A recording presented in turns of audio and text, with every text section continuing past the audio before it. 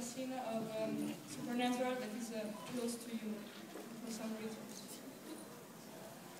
A particular scene of Supernatural that is close to me. I mean, there's a ton.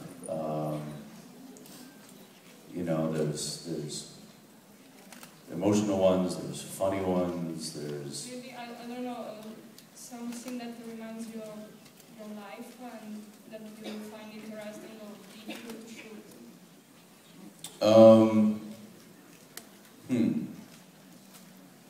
You know, one scene that kind of comes to mind is, I'll give you two scenes. How about that?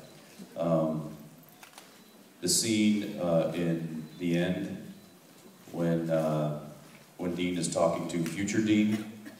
I just remember that so vividly because it was such a challenge for me. And to be playing a character for so long and then get truly challenged like that by having to play the same character but tweak it differently, and then you have to remember, okay, what did I say? How am I going to say this on that side of the table because we haven't filmed it yet? And how am I going to react to that properly on this side of the table? How can I make those subtle differences in the character? It was just a really big challenge to me, and I really liked that challenge. It was a really big moment and growing moment for me as an actor. Another kind of more sentimental scene would be the scene in All Hell Breaks Loose Part 2, where Dean is sitting bedside to his dead brother and telling him how he wished he should have been there and cared for him. Yeah, well, and you might think that that's special because of the content of the scene, but it was actually special for a different reason. It's a different reason because Kim Manners directed that scene. And I remember going up to Kim's office and talking about the scene a few days beforehand, which I never really do. I mean, we don't talk about the scenes until the day of. So I remember going up to his office and being like, hey, listen, Kim, this is going to be a really tough scene for me to film. And I don't know how many takes I'm going to have before I don't have anything left, because it was going to be I knew I was going to get real emotional. And I said, I don't know how many, I'm going to need some help from you in directing this in a way that I can get through it in just a few takes. So what he did is he blacked out the entire set so that I couldn't see any of the crew people. Everybody was, all the lights were off on the stage, and it was literally just the light on Jared. And he had the cameras completely dark. All the camera guys got into black outfits so that they couldn't be seen either. So it literally erased all of the crew away from my eyesight, which doesn't happen. Normally, if I'm doing a scene, there's 50 people right here. You don't see them, but I know they're there, and they're all lit up, and I can see, you got the boom operator with the microphone, you got the camera guys, you got, the still pictures photographer, there's a ton of people, but Kim blacked all those people out, and he set up 2 cameras, and they just kind of slowly moved back and forth. One was a wider shot, and one was a tighter shot, and I was able to do the scene in like 3 takes, and that was it. And I remember how much he cared for me as a director, for his actor, and it really meant a lot to me. Plus the scene was really difficult to do.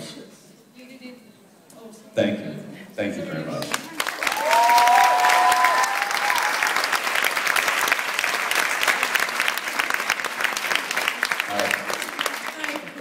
A couple of times yesterday you mentioned former colleagues and the projects that they're working on now, like Jeffrey Dean Morgan and David Nutter, and then you said you wanted to work with Josh Jackson again. And I was wondering just how closely you actually keep track of the career paths of the people that you have worked with in the past. Some I do. I still chat with Josh. We obviously fly on the planes together quite a bit, back and forth from Los Angeles to Vancouver, because he films up there as well. So he and I get to run into each other quite a bit during the filming year. Jeffrey Dean Morgan, I probably talk to him at least once or twice a month. Ask about his kid Gus and how they're doing, and he's got a cabin up in New York, and he's been begging me to come and visit him, so maybe try to get up there when the show's done. I definitely try to follow them and keep up, with what they're doing. Maybe not necessarily what they're working on, but definitely their personal lives and stuff like How about Michelle Williams, since her career was just gone mental? Yeah, she's outstanding. Yeah, I mean, she was really, she was a real just pleasure to work with when I worked with her. And I remember she was a little bit of, not an outsider, but she didn't, that whole Dawson's Creek cast was, you know, they grew up together on that show. They were just kids when they started shooting. And it was really kind of high school in that kind of cliquish sense.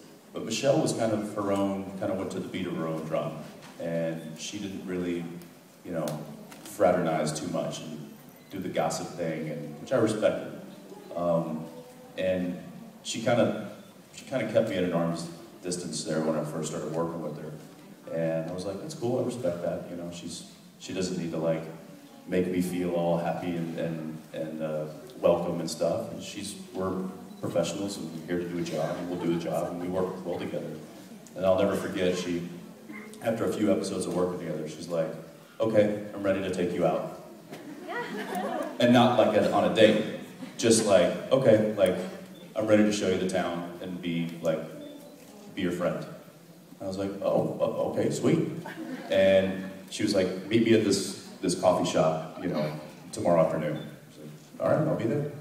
So we met, and she's like, I'm gonna take you to my favorite place in the city. This is in Wilmington, North Carolina, a really cool, small little town. And she took me to this little record shop. And I remember she was just like, follow me. And we started walking down the aisles of this record shop, and she was like, you need this one? And this one? Follow me. And by the time I was like carrying like all these CDs, and she was like, listen to these, and then we could be friends. And after that, we had a really good relationship. She was really cool, and unfortunately, you know, that was 10 years ago. So I haven't seen her or talked to her in a long time, but I'm sure if I did, it'd be a big hug. Yeah. Thanks. Yeah, I haven't thought about that in a long time.